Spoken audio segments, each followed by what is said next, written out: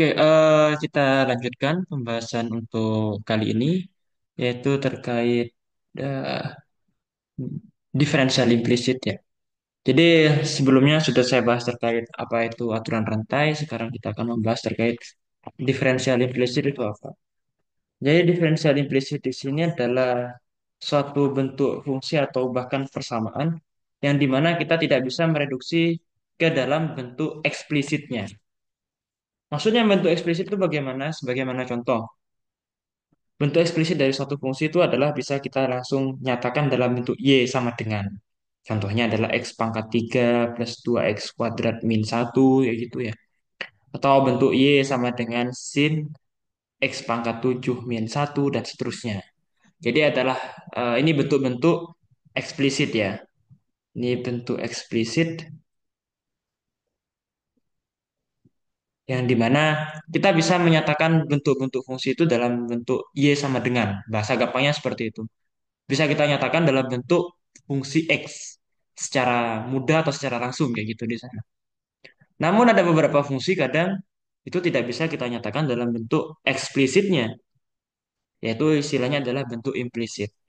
Contohnya bagaimana? Contoh bentuk fungsi yang tidak bisa kita nyatakan dalam bentuk Y sama dengan atau bentuk fungsi fx itu adalah contohnya Y, oh sorry, contohnya adalah seperti ini, X kuadrat Y plus Y pangkat 3X min sin Y 2X katakanlah sama dengan 5. Nah, ini adalah suatu bentuk fungsi yang dimana kita tidak bisa nyatakan dalam bentuk Y sama dengan. Bagaimana caranya kita menjadikan bentuk fungsi ini yang awalnya bentuk demikian, kita ubah menjadi bentuk Y sama dengan sesuatu. Itu bahkan susah untuk kita lakukan di sana. Karena di sini ada fungsi Y, ada Y pangkat 3, dan ada fungsi sin Y.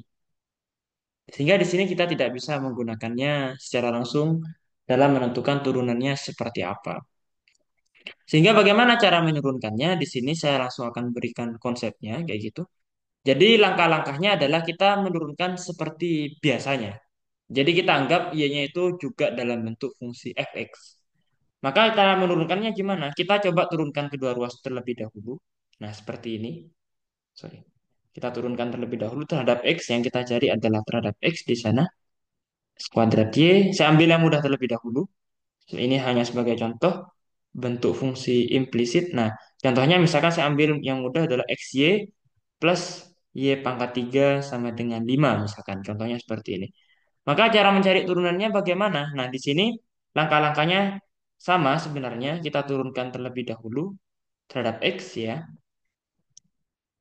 yang di ruas kiri maupun yang di ruas kanan. Oke, nah seperti ini. Ketika ini diturunkan, maka kita melihat y-nya itu sebagai fungsi x ya. Jadi y-nya itu bukan bertindak sebagai koefisien, tapi bertindak sebagai apa? Sebagai fungsi juga. Sehingga cara menurunkannya bagaimana? Menurunkan x kali y itu bukan itu hampir sama seperti kita menurunkan sebagaimana dalam aturan perkalian, kayak gitu. Jadi caranya di sini mungkin teman-teman bisa menurunkan satu-satu biar gak bingung kayak gitu ya. Nah, seperti ini dulu diselesaikan. Berapa hasilnya? Nah, ini sama seperti kita menurunkan dalam aturan perkalian yaitu U kali V. Karena Y-nya itu dalam bentuk fungsi sebenarnya. Dalam bentuk fungsi X. Sehingga di sini perlu kita menggunakan aturan perkalian. Bagaimana caranya? Lagi-lagi kita cari turunan X-nya apa? Yaitu turunan X1 dikalikan V ya. Jadi kan di sini U kali V jadinya kan sebenarnya menjadi U aksen V ditambah U V aksen. Nah, seperti ini. U aksennya berapa? Yaitu 1. V-nya berapa? V-nya Y. Nah, U-nya berapa? U-nya adalah X. Nah, V aksennya berapa? V aksennya di sini adalah dy dx. Nah, kita tuliskan dy dx. Karena apa? Karena turunan dari fungsi V itu adalah dy dx. Kayak gitu. Nah, sekarang lanjut ke yang satunya. Yang Y pangkat 3 ya. Yang Y pangkat 3 di sini adalah turunannya sama seperti biasanya. Turunan dari perpangkatan yaitu 3 Y kuadrat. Nah, turunan Y-nya apa? Turunan Y-nya adalah dy dx. Ini sama seperti kita belajar sebelumnya mengenai aturan rantai. Yang kita anggap di sini adalah fungsi U ya. U pangkat 3 jadinya adalah 3U kuadrat dikalikan turunan U-nya terhadap X kayak gitu. Ya, sama. Nah, barulah kita evaluasi di situ. Oh, belum ya. Yang satunya yang terakhir turunan dari 5 itu adalah nol kayak gitu di situ. Sehingga perlu kita evaluasi di sini. Kita evaluasi X kali Y tambah Y pangkat 3 di situ sama dengan DDX dari 5. Nah, kita evaluasi DX DY-nya tadi hasilnya adalah Y ya. Hasilnya adalah Y plus X kalikan DY DX ditambah Y pangkat 3 tadi ketika diturunkan hasilnya adalah 3Y kuadrat dikalikan D dx sedangkan yang 5 itu hasilnya adalah nol tadi ya. Nah, selanjutnya adalah kita mengumpulkan atau memfaktorkan yang mempunyai variabel sama yaitu D dx. Sedangkan yang tidak mempunyai faktor D dx itu tinggal kita pindah ruaskan.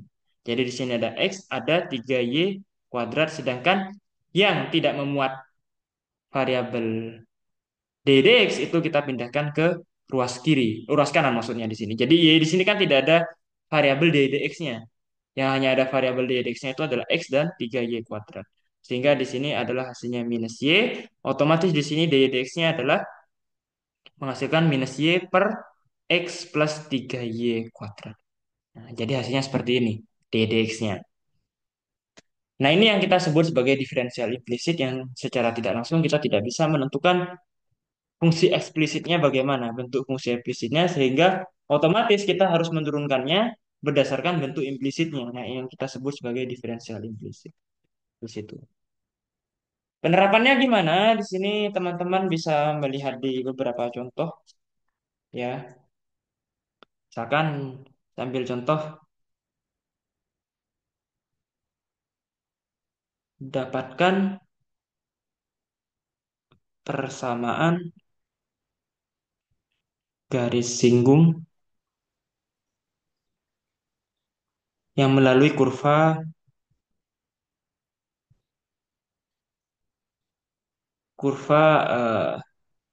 x kuadrat y plus 5x min 2y sama dengan 4 di titik eh, di titik 1,1 misalkan. Ini contohnya ya. Dapatkan persamaan garis singgung yang melalui kurva x kuadrat y plus 5x min 2y sama dengan 4 di titik 1,1. Nah, mencari persamaan garis singgung otomatis kita harus mencari gradiennya kan. Dan ini ada katanya dengan ddx atau turunan pertama.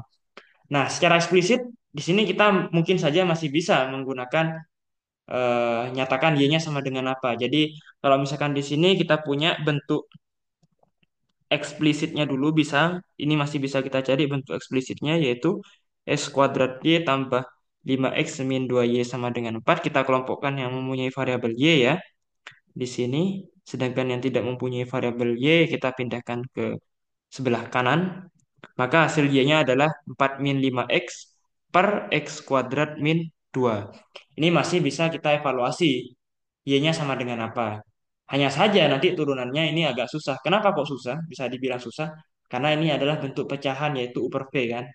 Untuk mencari dx-nya. Untuk mencari gradiennya. Maka di sini bisa kita cukup dengan bentuk implisitnya saja. Yaitu bentuk eksplisitnya adalah x kuadrat y plus 5x min 2y sama dengan 4. Maka cara mencari turunannya bagaimana? Sama seperti tadi, kita turunkan dulu yang sebelah kiri, ya, yang ini kita turunkan dulu. Hasilnya bagaimana? Atau saya tuliskan seperti ini dulu ya, kita turunkan. Nah, setelah itu kita cari satu-satu. ddx dari x kuadrat y itu apa? Maka ini aturan perkalian, lagi-lagi aturan perkalian ya. Ini u, x kuadratnya u, y-nya adalah v, maka jadinya adalah u aksen v ditambah u v aksen. U aksennya apa? 2x, v-nya adalah y, u-nya adalah x kuadrat, v aksennya adalah dy dx. Nah, di sini. Lalu kita lanjut ke ddx dari 5, maka hasilnya adalah 5 ya. Lalu habis itu ddx dari 2y, maka ini hasilnya adalah 2 dikalikan ddx kan, karena turunan dari y yang kita cari. Sedangkan yang terakhir di ruas kanan ddx-nya adalah 4 sehingga hasilnya adalah 0 ya, karena konstan. Lalu barulah kita evaluasi di situ ddx dari x kuadrat y ditambah 5x min 2Y sama dengan ddx dari 4.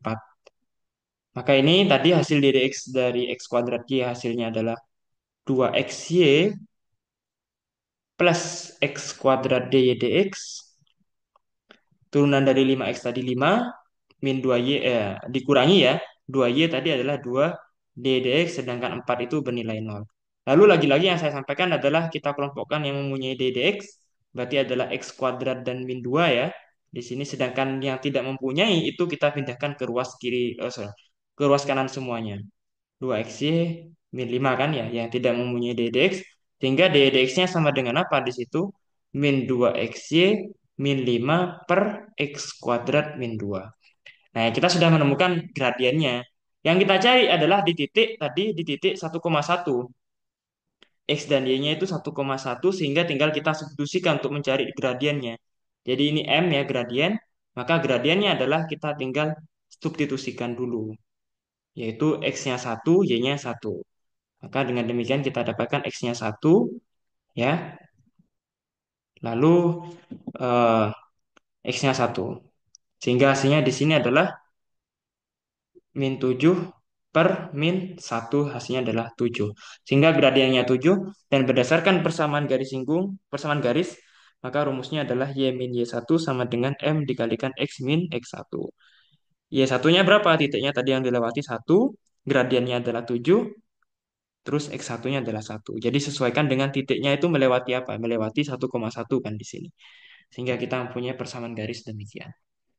Mungkin itu saja untuk yang diferensial implisit karena terhitung sama seperti turunan biasanya, hanya saja membedakan di situ ada bentuk-bentuk implisit yang harus kita turunkan. Contohnya X kuadrat Y, maka caranya menurunkannya menggunakan aturan perkalian. Seperti itu. Mungkin itu saja saya akhiri. Assalamualaikum warahmatullahi wabarakatuh.